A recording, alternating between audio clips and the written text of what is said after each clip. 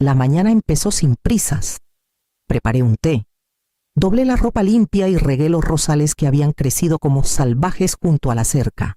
Los cielos de Guadalajara suelen ponerse oscuros en primavera, así que cuando el reporte del clima mencionó tormentas, no le di mucha importancia. Pero hacia el mediodía, la luz afuera se tornó de un verde enfermizo. A las 3:15, las sirenas aullaron, largas y huecas, resonando por los campos de Zapopan. Me quedé helada. Luego tomé lo único que nunca soltaba, el suéter viejo de Rafael, antes de obligarme a bajar al sótano. La casa gemía como si ella también temiera lo que venía. Me senté contra la pared fría de concreto, con el suéter bien puesto, el radio pegado a mi oído, Tornado Grande en tierra, avanzando hacia el noreste rumbo a Zapopan. Las palabras me cortaron como cuchillo. Mi vecindario estaba en su camino. El sonido creció hasta convertirse en un tren de carga sobre mi cabeza. Metales chillando, vidrios estallando, madera partiéndose. Casi podía imaginar la mesa de la cocina, donde Antonio una vez hacía sus tareas, arrancada de su lugar, el tejado despegándose como papel. Por un instante, sin aliento, pensé que las paredes se derrumbarían sobre mí, y entonces, de repente, llegó el silencio, un silencio espeluznante, vacío, que hizo que me zumbaran los oídos. Subí las escaleras con piernas temblorosas. Donde antes estaba mi sala, ahora solo había cielo abierto. La mesa estaba incrustada en la pared del garaje. Tejas, ladrillos, pedazos de recuerdos estaban esparcidos como confeti tras un desfile cruel. Mi jardín de rosas había sido reducido a tierra.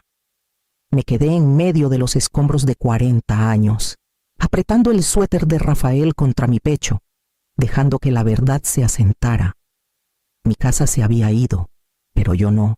Y eso significaba que lo más difícil, decidir hacia dónde ir, apenas comenzaba. A la mañana siguiente, empaqué lo poco que pude rescatar en la cajuela del sedán abollado de la señora Morales. 3 bolsas de basura con ropa, una caja de papeles, la caja de herramientas de Rafael y el suéter sobre mis hombros. Eso era todo lo que quedaba de 40 años de vida. Las palabras del ajustador de seguros aún resonaban: pérdida total, como si esas 2 palabras pudieran explicar los escombros detrás de mí. Sin otro lugar a donde ir, manejé hacia el norte, rumbo a San Miguel de Allende, donde mi hija había elegido construir su vida impecable. El trayecto tomó menos de 1 hora, aunque se sintió eterno. Cada kilómetro me alejaba más de las ruinas que alguna vez fueron mías. Cuando llegué al fraccionamiento de Isabel, el contraste era insoportable. Jardines perfectos, entradas impecables, persianas pintadas por contratistas que nunca fallaban. Ni una rama fuera de lugar. Estacioné frente a la casa de ladrillo rojo con el porche amplio. Isabel abrió la puerta casi antes de que pusiera un pie en los escalones, como si hubiera estado esperando. Por un segundo, sentí un alivio inmenso. Era mi única hija. Seguro que, ante un desastre, me recibiría con los brazos abiertos. En cambio, cruzó los brazos. «Queremos privacidad», dijo con voz firme. «A mi esposo no le parece que estés aquí». Las palabras golpearon más fuerte que el tornado. No era Gabriel hablando, era ella, mi hija. Intenté responder, pero no salió nada. Ella puso un folleto doblado en mi mano. «Hay un hotel de estadía prolongada cerca de Plaza La Luciérnaga. Seguro, limpio. Yo pago la primera semana». Metió unos billetes dentro del folleto. Unos pocos miles de pesos para comprar mi ausencia. Miré sus uñas impecables, su mirada firme, y sentí que el último pedazo de refugio se desvanecía. Sin decir palabra, regresé al coche, el folleto arrugándose en mi mano, y manejé sin saber dónde parar. Manejé hasta que los fraccionamientos se convirtieron en carretera y las luces de San Miguel se desvanecieron en el retrovisor. El sedán traqueteó al entrar al estacionamiento de un Walmart en la carretera a Querétaro. El único lugar donde nadie pregunta si te quedas toda la noche. Apagué el motor. Me recosté en el asiento y miré la tela del techo que se desprendía sobre mí. Esto era mi refugio ahora. La primera noche, la adrenalina me mantuvo despierta. Cada ruido, carritos de compras, camiones cambiando velocidad sonaba como amenaza. Me envolví en el suéter de Rafael y susurré su nombre para recordarme que alguna vez tuve un lugar. Por la mañana, entré sigilosamente al baño de una gasolinera al otro lado de la calle. El espejo mostró a una mujer con lodo en el cabello y ojos enrojecidos. Me lavé la cara en el lavabo. Esquivando las miradas de los clientes que llenaban sus vasos de café, con 3 billetes arrugados y unas monedas, compré el sándwich más barato que encontré. Lo comí despacio en el coche, contando monedas como si fueran mis salvavidas. La segunda noche, el cansancio apagó mi vergüenza. Estacioné entre 2 casas rodantes, pensando que así parecía menos sospechoso. Mi cuerpo dolía por el cinturón de seguridad clavándose en mi costado, y soñé con los rosales arrancados de la tierra en casa. La tercera noche, abrí mi cartera para revisar los pocos billetes que Isabel me había dado. Entonces, lo vi una tarjeta de presentación amarillenta, con los bordes desgastados. Leonel Vargas. No había pensado en él en años. Habíamos compartido salón de estudio en la prepa de Guadalajara a finales de los 70. Él siempre dibujaba planos de casas en hojas sueltas, hablando de bienes raíces y de construir cosas que duraran. Yo era la chica que cargaba sus lápices, la que le creía cuando decía que cambiaría el mundo. Pero me casé con Rafael, sólido y seguro. Leonel se fue al sur, a Mérida, persiguiendo su ambición. Pasé el dedo por la tinta desvaída y sentí un peso en el pecho. 50 años después, ahí estaba su nombre, esperando en mi cartera. Esa noche, mirando el techo del coche, me pregunté si tendría el valor de llamar para la 4ª mañana. El aire dentro del coche estaba denso y viciado, y mi cuerpo se sentía más viejo de lo que era. Desdoblé la tarjeta otra vez, la letra casi borrada por décadas de roce. Mis manos temblaban al marcar el número, esperando encontrar una línea desconectada. En cambio, una voz grave respondió, más firme de lo que recordaba, pero inconfundible. Leonel Vargas. Por un momento, no pude respirar. Balbuceé mi nombre, disculpándome por llamar después de tanto tiempo, explicando más de lo necesario. Le conté sobre el tornado, la casa, el rechazo en la puerta de mi hija. Me preparé para un silencio incómodo. No lo hubo. Su respuesta fue corta, segura. Quédate donde estás, voy para allá. Intenté protestar, pero me interrumpió. María, solo dame la dirección. La línea se cortó antes de que pudiera decir más. 2 horas después, unos faros iluminaron el estacionamiento del Walmart. Una camioneta plateada se detuvo a mi lado, y la puerta se abrió. Era mayor, con más canas, más ancho de hombros, pero sin duda Leonel. Tocó suavemente mi ventanilla. Cuando la bajé, sonrió y dijo 3 palabras. Aquí estás segura. Algo en mí se rompió. No era romance, ni lástima, sino un salvavidas. No hizo alboroto ni preguntó. Simplemente abrió la puerta del copiloto y me ayudó a recoger mis bolsas. Esto es temporal, dijo con firmeza. Necesitas un techo y descanso, pero también un plan. No estás acabada. María, no estás rota. Quise protestar, decir que no me quedaba nada, pero su certeza era más fuerte que mi duda.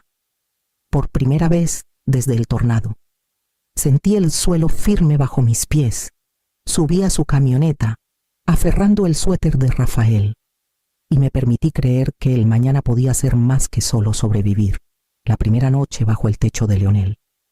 Dormí sin despertarme por los ruidos del estacionamiento o el frío de un coche vacío. Por la mañana, la niebla en mi cabeza se había despejado lo suficiente para escuchar su plan. No me ofrecía una habitación permanente, ni una vida de comodidades. Me ofrecía algo distinto, un camino hacia adelante.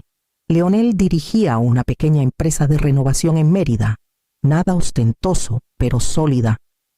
Tenía equipos que confiaban en él, una red de corredores que lo respetaban, y una reputación por tomar propiedades que otros ignoraban y hacerlas habitables. «No necesitas lástima», me dijo mientras tomábamos café en su mesa de roble gastada. «Necesitas volver a tomar el volante de tu vida». Pensé en la voz fría del ajustador de seguros, en el número que había ofrecido 90,000 pesos, tal vez menos. Parecía imposible frente a la magnitud de lo que había perdido. Leonel se inclinó hacia mí, paciente. «En Morelia están reconstruyendo. Las familias necesitan dónde vivir y la ciudad no da abasto. Departamentos, unidades pequeñas asequibles, fuertes. Podrías invertir, no solo sobrevivir». La palabra invertir sonaba extraña en mi boca. Durante décadas. Mi papel había sido mantener todo a flote, estirar los cheques, sacrificarme por colegiaturas o hipotecas. Pero los ojos de Leonel eran firmes. No me ofrecía caridad. Me daba la dignidad de elegir. 2 semanas después, caminé con él por un departamento destartalado en Morelia. El revestimiento estaba roto, las ventanas tapadas con madera, pero la estructura era buena. Firmé los papeles con manos temblorosas, usando una parte de mi indemnización. Mi nombre en la escritura se sintió como oxígeno llenando un espacio que creía perdido para siempre. Pronto aprendí a leer listas de rentas, gestionar reparaciones, equilibrar cuentas. Los inquilinos me llamaban señora Morales con un respeto que no había escuchado en años. Cuando el primer cheque de renta se depositó, sostuve el papel como prueba de que no era solo una viuda, no solo una madre rechazada, sino una mujer capaz de construir algo duradero. Leonel no me felicitó, no hacía falta. El orgullo ya era mío mientras manejábamos de regreso a Mérida para planear el siguiente paso. No tardó en correr la voz. En lugares como Guadalajara y Morelia, la gente nota quién está reconstruyendo, quién maneja coches diferentes, quién ya no está al borde del desastre. Mi nombre, antes susurrado con lástima, ahora se asociaba con departamentos y llenos de inquilinos. Sabía que no pasaría desapercibido por mucho tiempo. Isabel llegó un sábado por la tarde, su camioneta brillando como espejo, el cabello liso como cristal. Entró a la oficina que compartía con Leonel, sobre una plaza comercial, con un aroma a perfume caro que no encajaba con las facturas de contratistas y muestras de pintura. «Mamá», dijo con una alegría demasiado cortante. «¿Te ves? Estable». Sus ojos recorrieron los libros de contabilidad en mi escritorio, la chequera abierta, el montón de recibos que aún aprendía a organizar. No preguntó por mi salud, por las noches que pasé en un coche, por el suéter que me mantuvo viva. En cambio, carraspeó con delicadeza. «Gabriel y yo hemos estado lidiando con algunas cosas. Las tasas de interés no paran de subir. Solo necesitamos un puente. ¿Sabes? Un préstamo pequeño, a corto plazo, 10, 15,000 pesos». Leonel estaba junto a la ventana, callado pero atento. Sentí su presencia sosteniéndome. Crucé las manos. «Isabel, no puedo hacer eso». Su sonrisa vaciló. «No puedes o no quieres». «No quiero», dije suavemente. «Esto no es dinero para caridad. Es mi vida, reconstruida. No la voy a arriesgar». Sus ojos se entrecerraron, la máscara impecable resbalando. «Entonces esta eres tú ahora, jugando a ser empresaria con Leonel, mamá. Es una fase. Ya lo verás». Respiré hondo, resistiendo la urgencia de defenderme. Leonel habló antes de que pudiera. «No es una fase, Isabel. Es respeto, algo que tu madre se ha ganado». Isabel soltó una risa frágil, recogió su bolso y salió sin decir más. La puerta se cerró con más fuerza de lo necesario, haciendo temblar las persianas. Me quedé un largo rato mirando el libro de contabilidad en mi escritorio. La visita de mi hija no me había sacudido. Al contrario, me hizo estar más segura. Por primera vez, el límite que había trazado se mantuvo firme, y supe que tendría que mantenerlo de nuevo. Leonel nunca firmaba nada sin un contrato, incluso para el trabajo más pequeño. Tenía los papeles claros y los términos definidos. La gente respeta lo que está escrito. me dijo una tarde mientras revisábamos un contrato de arrendamiento. Protege a ambos lados y te ahorra dolores de cabeza después. Esa noche me senté en mi mesa de cocina con un cuaderno amarillo y comencé a escribir mis propios términos, no para inquilinos ni contratistas, sino para mí. Las palabras se veían extrañas en mi letra.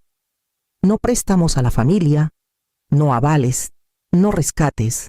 Respeto primero, dinero nunca. Leí las líneas una y otra vez, con el pecho apretado pero firme. Durante años, había sido la red en la que todos podían caer la colegiatura atrasada de Isabel, el enganche del coche de Gabriel, incluso pequeños regalos navideños que no podía pagar. Me había estirado hasta quedar delgada y me decía que eso hacían las madres. Pero esta vez no lo haría. Cuando Isabel llamó una semana después, estaba lista. Empezó con dulzura, preguntando por mis inquilinos, por los departamentos, por si Leonel y yo realmente estábamos haciendo algo con esto. Luego vino el giro. Gabriel tenía un nuevo proyecto, una inversión que solo necesitaba respaldo. Escuché, con la mano descansando en la página de mis términos doblada dentro de mi cuaderno.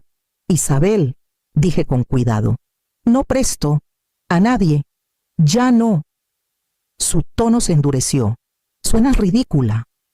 Mamá, ¿crees que garabatear reglas en un papel te hace fuerte? Sigues siendo la misma mujer que me rogó por refugio. Dejé que las palabras pasaran por mí como viento frío. No estoy rogando ahora, respondí. Ella resopló, murmuró algo por lo bajo y colgó. El silencio después se sintió más pesado que su voz, pero no insoportable. Abrí mi cuaderno y toqué la página otra vez, afirmándome. Los contratos de Leonel mantenían vivo su negocio. Mis términos mantendrían intacta mi alma. Y por primera vez creí que resistirían, incluso contra mi propia hija. El brillo de la vida de Isabel duró más de lo que pensé. Publicaba fotos de su cocina remodelada, con encimeras de cuarzo brillando bajo luces colgantes. El tipo de detalle que solía burlarse cuando hojeábamos revistas juntas. Presumía la nueva camioneta en la entrada, con asientos de cuero y tecnología que parecía más nave espacial que coche. Los niños llevaban uniformes impecables de su nueva escuela privada, sonriendo para fotos con captions sobre oportunidades y bendiciones, pero detrás del brillo empezaban a verse las grietas. Las tasas de interés subieron constantemente en 2022 y hasta 2023, y su hipoteca se infló de formas que Gabriel no había previsto. Lo que parecía un préstamo inteligente se convirtió en un peso que aplastaba cada decisión. La camioneta traía pagos, la escuela plazos de colegiatura, la remodelación facturas de tarjeta de crédito apiladas sobre la hipoteca. Los vecinos lo notaron primero. Una de ellas me susurró en el supermercado, bajando la voz, como si los estantes pudieran escuchar. Vi avisos en su puerta, del banco. Llevé esas palabras a casa como un dolor en el pecho. También lo vi en los ojos de Isabel. Vino una tarde con los niños. Su sonrisa amplia pero frágil, su risa demasiado fuerte. Habló de vacaciones que planeaban, de cómo Gabriel estaba a punto de otro ascenso, de cómo pensaban añadir una terraza atrás de la casa. Cada palabra era una actuación. Líneas ensayadas para que el mundo no adivinara la verdad. Sus manos la delataron. Sin embargo, temblaban alrededor de la taza de café que le serví. Los nudillos pálidos, las uñas impecables pero descascaradas en los bordes. Sujetaba la taza con demasiada fuerza, como si aferrarse a ella pudiera mantener en pie el resto de su vida. Escuché. Asentí y la dejé mantener su escenario. No estaba lista para admitir las grietas que se extendían por su casa perfecta, pero yo sabía cómo sonaba cuando las paredes se tensan bajo presión. Había oído ese gemido antes, justo antes de que el tejado de mi propia vida se desgarrara. Y sabía que, tarde o temprano, el silencio daría paso al colapso. El primer aviso llegó en silencio, deslizado en su buzón por el banco. No lo supe por Isabel. Lo supe por una vecina que pensó que debía saberlo. Siguió un segundo aviso, luego un tercero. Pronto los susurros fueron más fuertes que las sonrisas ensayadas de Isabel. Una tarde, pasé por su calle. La camioneta aún brillaba en la entrada, pero el césped estaba sin cortar y las cortinas cerradas. Por un momento, reduje la velocidad, tentada a parar, a subir los escalones del porche y decirle que podíamos resolverlo juntas. Mis manos apretaron el volante al recordar otro porche, otro día, cuando ella cruzó los brazos y dijo que no había lugar para mí. Imágenes de su infancia me golpearon su mano pequeña, aferrando la mía el primer día de kinder. Las noches que trabajé turnos dobles para mantener las luces encendidas. La forma en que una vez susurró que yo era todo su mundo. Esos recuerdos chocaron con el dolor de su rechazo. Los folletos de motel, los billetes arrugados en mi palma. Me quedé en el coche. No dije nada. La justicia no siempre ruge. A veces llega como silencio. Y este silencio era mío para guardar. En semanas aparecieron los letreros de embargo. Los mudanceros cargaron cajas por los mismos escalones del porche donde ella me había negado. La casa perfecta, la vida curada, se habían ido. Isabel y Gabriel se mudaron a una renta al otro lado de la ciudad, más pequeña, más sencilla, despojada del orgullo que alguna vez usaron como armadura. No llamé, no me regodeé. Dejé que el silencio fuera mi respuesta, no venganza, sino el límite que había luchado por mantener. Y en ese espacio sentí algo más fuerte que la victoria. Sentí el peso de mi propia dignidad asentándose firmemente en su lugar. Regresé a Guadalajara, no a la calle donde estaba mi antigua casa, sino a un bungalow modesto cerca de la universidad. Los departamentos en Morelia me mantenían ocupada, y Leonel manejaba las partes que yo no podía. Éramos socios, sólidos y prácticos, unidos no por romance, sino por confianza y la creencia de que reconstruir no era solo para casas. Cada mañana caminaba el corto trayecto a mi oficina, con el libro de contabilidad bajo el brazo, y sentía la extraña comodidad de la rutina regresando.